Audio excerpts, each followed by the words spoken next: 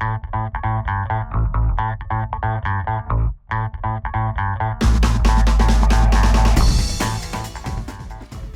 welcome to Sketchy EBM. I'm your host, Anthony Crocco, and today we're talking about intention to treat. So a few years ago, Halloween as it turned out, I bought a whole bunch of candy thinking that I was going to stay home and give it all away. Turns out I made other plans, didn't give out the candy. I certainly had the intention to treat, but it just didn't work out that way. We're not talking about that today. What we are going to talk about is a concept that sometimes comes up when you read a randomized controlled trial. In very basic terms, a randomized controlled trial has a randomization process that divides the participants into two groups. On one hand, you've got the experimental or intervention group. On the other hand, you've got the control group. Now, of course, we do hope that members of the experimental group will actually conform to whatever it is that they're supposed to be getting as part of being randomized to that group, and the same goes for the control group. Sadly, it doesn't always work out this way. Sometimes participants may deviate from the protocol of the experiment.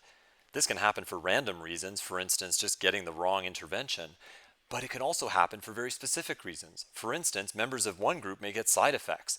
These participants may decide to stop being compliant with the protocol.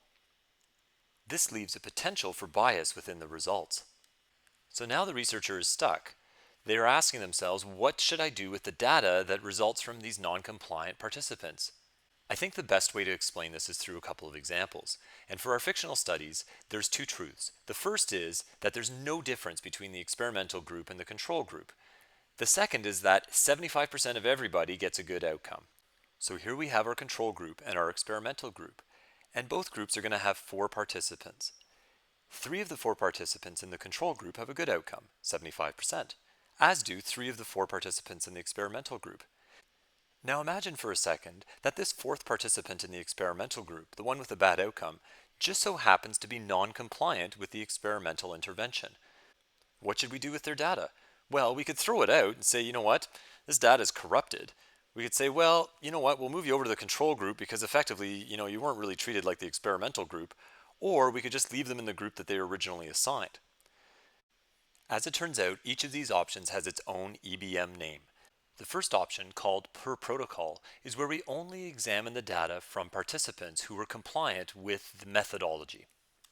The second option, called as treated, examines participants' data in the group that they actually conform to, regardless of which group they were randomized to. The third and last option is called intention to treat. With intention to treat, we actually keep all of the participants' data in the group that they were originally assigned to by the randomization process. Well, now let's see what happens to our results based on these 3 different approaches. Per protocol, removing the participants' data entirely means that we're still left with 75%, or 3 out of 4, with good outcome in the control group. The experimental group now only has 3 participants, and all 3 of these participants have a good outcome, giving us 100%.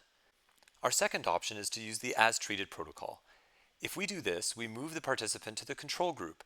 The control group now has 5 participants in it, 3 of which having a good outcome, giving us 60%. Our experimental group is again left with 3 participants, all of which having good outcome, giving us again 100%. The final way that we can look at this data is to use intention to treat analysis. We're going to keep all participants in the group to which they were originally randomized, no matter what they did. When we do this, both groups are left with 3 out of 4 participants having a good outcome, giving us 75% for both the control and experimental groups. Let's go through this exercise again, but this time, let's pretend that it's one of the participants in the experimental group that had a good outcome. Again, we can either per protocol remove them from the study, or alternatively as treated, move them to the control group, or use intention to treat analysis and just keep them where they were randomized to. Well, let's see what happens to our results now. Per protocol, we're still left with 3 out of 4 participants in the control group having good outcome, or 75%. We now only have 2 out of 3 participants in the experimental group having good outcome, or 67%. If we use the as-treated protocol, we move the participant from the experimental group to the control group. The control group now has 4 out of 5 participants having a good outcome, giving us 80%. The experimental group is now left with 2 out of 3 participants having a good outcome, or 67%. Finally, using intention to treat analysis, we keep everyone where they were originally randomized to, and we get 3 out of 4 participants in each group having a good outcome, giving us 75% in each group. Now I want you to bear in mind that these are both very simple examples. There are a number of different ways that noncompliance or non-adherence to protocol can interfere with data.